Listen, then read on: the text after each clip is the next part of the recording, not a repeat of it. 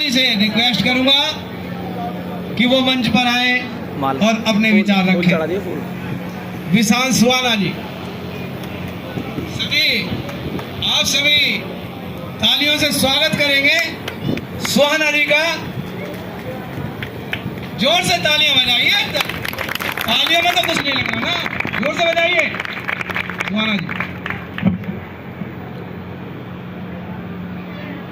सर्वप्रथम संसार में जन्मे तमाम ऐसे महापुरुष जिन्होंने राष्ट्र और मानवता के विकास में अपना जीवन लगाया, मैं ऐसे संतों गुरुओं महापुरुषों को कोटि कोटि नमन करता हूं।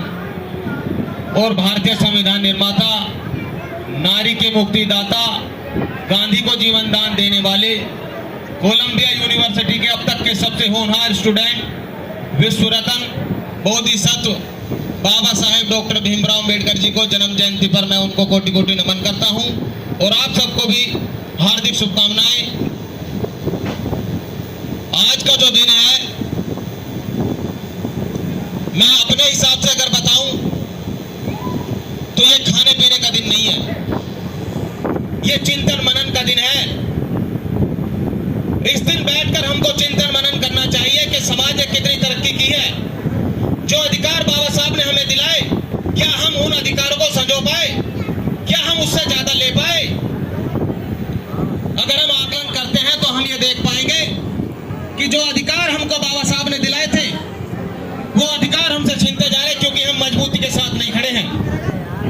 हम बाबा साहब का जो 3 मूल मंत्र हैं, शिक्षित बनो, संगठित रहो, संघर्ष करो, हम उनका भी पालन नहीं कर रहे हैं। शिक्षित बनो का मतलब ये नहीं है कि हम अपने बच्चों को सिर्फ पढ़ाएंगे लिखाएंगे और उनको कमाने लायक बना देंगे। उसके साथ शिक्षित बनो का ये मतलब भी है, जो बाबा साहब जो कहना चाहते थे, वो ये कहना चाहते थे कि हमें इतना समझ हमारी विकसित होनी चाहिए कि हमें ये पता होना चाहिए कि ये जो जीवन हमें मिला है, ये राष्ट्र और मानवता के लिए, विकास के लिए मिला है हमें, कि जो हमारा जीवन है वो राष्ट्र के लिए, मानवता के लिए लगना चाहिए, मानव अधिकारों के लिए जीवन हमारा लगना चाहिए। उसके बाद बाबा साहब ने जो कहा कि संगठित रहो, लेकिन मैं देखता हूं कि जो आज के दिन समाज हमारा एकजुट है, संगठित है, बहुत अच्छी बात है, लेकिन हमारे समाज को 365 दिन एकजुट रहने की जरूरत है। अगर हमारा समाज 24 घंटे 7 दिन 365 दिन अगर एकजुट रहेगा तो मजाल है कि हमारे समाज का शोषण हो जाए। प्रोग्राम ही लगाते हैं। लेकिन ये दुख का विषय है कि हम आज के दिन इकट्ठा होते हैं, लेकिन हम ये संकल्प नहीं लेते कि हम इतना कहीं और पूरे साल एकजुट रहेंगे। जिस तरह आज एकजुट है, इसी तरह पूरी साल एकजुट रहेंगे, बाबा साहब के विचारों पर चलेंगे।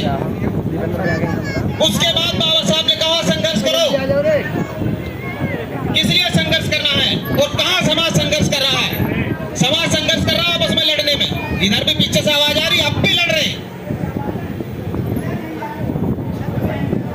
मतलब ये समझो, जो समाज खुद एकजुट नहीं है, उसका शोषण कैसे नहीं होएगा? इसीलिए शोषण होता है क्योंकि हम आपस में लड़ रहे हैं। हमारे अंदर ताकत है, लेकिन ताकत सिर्फ अपने आपस में लड़ने के लिए ताकत है। कैसे दुश्मन हम पर हावी नहीं होगा? क्या ये हमारी ताकत उनके लिए उपयोग नहीं की जा सकती जो लोग हमारी बहन बेटियों का शोषण उत्पीड़न करते हैं? साथियों, एकजुट होने की जरूरत है। मैं पहले भी आया था, पहले भी यही बात कही थी, फिर यही बात कह रहा हूं। बाबा साहब ने एक बात कही थी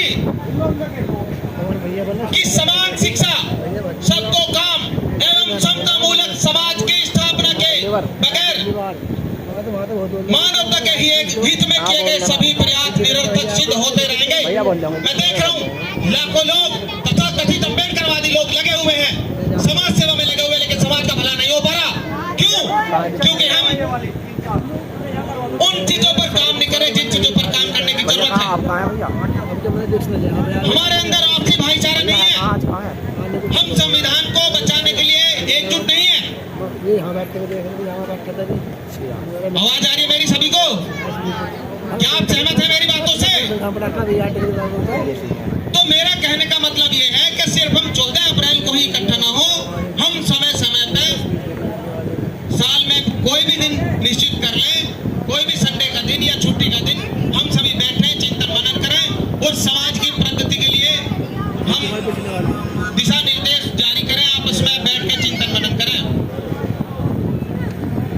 मैं अपनी वाणी को यही विराम देता हूँ। जय भीम।